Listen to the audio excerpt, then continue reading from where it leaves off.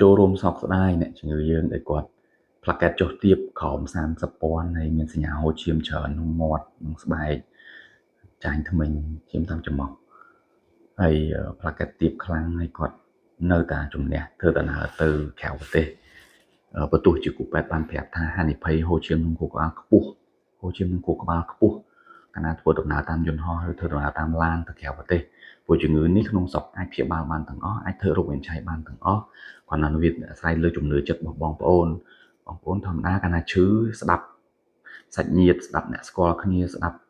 អ្នកដែលគាត់ជូនជំងឺទៅក្រៅប្រទេសគឺយើងតែងតែសួរនាំយោបល់ច្រើនអញ្ចឹងហើយដើម្បីសម្រេចចិត្តហើយជាទូទៅប្រភេទជំងឺអីផ្សេងខ្ញុំមិននិយាយទេប៉ុន្តែកាលណាជំងឺពាក់ព័ន្ធមួយផ្លាកែតចុះទាបហើយបងប្អូនជំនះធ្វើដំណើរផ្លូវឆ្ងាយគឺបងប្អូនប្រឈមមុខទៅនឹងហានិភ័យមួយទៀតគឺអាចបណ្ដាលឲ្យជំងឺពីស្រាលទៅធ្ងន់គឺអាចហានិភ័យហូរឈាមក្នុងខួរក្បាលគឺខ្ពស់មែនទែនប៉ិតអីមានបងប្អូនខ្លះអត់អីនៅធ្វើដំណើរទៅក្រៅស្រុកបានមែនតែបើអីគឺបងប្អូននឹងស្ដាយក្រោយពីព្រោះដឹងហើយកាលណាហូរឈាមក្នុងខួរក្បាលគឺយើងបើជានឹង ITP ជានឹងជំងឺផ្លាកែតនឹងមកវិញក៏ភាគច្រើនអត់បានមនុស្សមកវិញទាំងមូលទេអាចពិការអាចអីចំណាយក៏ខ្ពស់ហើយអាចពិការអាចអីចឹងណាអាចបាត់បង់អាយុជីវិតទៀតក៏មានដែរអញ្ចឹងសោកស្ដាយអ្នកជំងឺដែលគាត់កើតហេតុនឹងកើតឡើងហើយហ្នឹងហើយអញ្ចឹងយើងជូនសារនេះទៅបងប្អូនដទៃទៀតដើម្បីជាចំណេះដឹងមិនជាការបន្លាចទេគឺជូនជាចំណេះដឹងដើម្បីបងប្អូនមានព័ត៌មានគ្រប់ជ្រុងជ្រោយយកទៅពិចារណាជាជាងយើងធ្វើការសម្រេចចិត្តពីព្រោះជំងឺនេះជាម្ដងទៀតក្នុងស្រុកយើងពេទ្យរដ្ឋពេទ្យឯកជនទាំងអស់ក្នុងស្រុកគឺមានលទ្ធភាពក្នុងការធ្វើរោគវិនិច្ឆ័យហើយព្យាបាលថ្នាំសង្កូវព្យាបាលគ្រប់យ៉ាងយើងមានទាំងអស់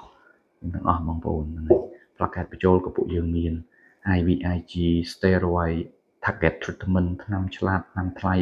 ធូរថ្លៃប៉ុណ្ណាក៏យើងមានទាំងអស់អញ្ចឹងណាគាត់ប្រសិទ្ធភាពនៃការព្យាបាលពីមនុស្សម្នាក់ទៅមនុស្សម្នាក់ខុសៗគ្នាអ្នកខ្លះឆាប់បានផលអ្នកខ្លះយូរបានផលអ្នកខ្លះត្រូវមេរោគនឹងក្បាលរឹងពេកត្រូវប្រើថ្នាំជំរើសទី1បរាជ័យត្រូវប្រើជំរើសទី2ប្រើជំរើសទី3អញ្ចឹងវាអត្រាជោគជ័យមិនមែនលើមន្ទីរពេទ្យក្រៅប្រទេសបកែជាងទាំងអស់នោះទេមិនមែនទេគឺពូជជំងឺប្រភេទ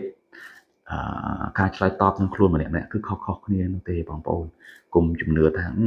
ទៅស្រុកនេះបានបកែជាងស្រុកនោះបានបកែជាងមិនមែនទេជំងឺ ITP នេះគឺអត់មានគ្រូពេទ្យណាអត់មានប្រទេសណាបកែជាងប្រទេសណាទេគឺនៅខ្លួនមនុស្សម្នាក់ឆ្លើយតបទៅនឹងជំងឺនឹងខុសៗគ្នាហ្មងអញ្ចឹងយើង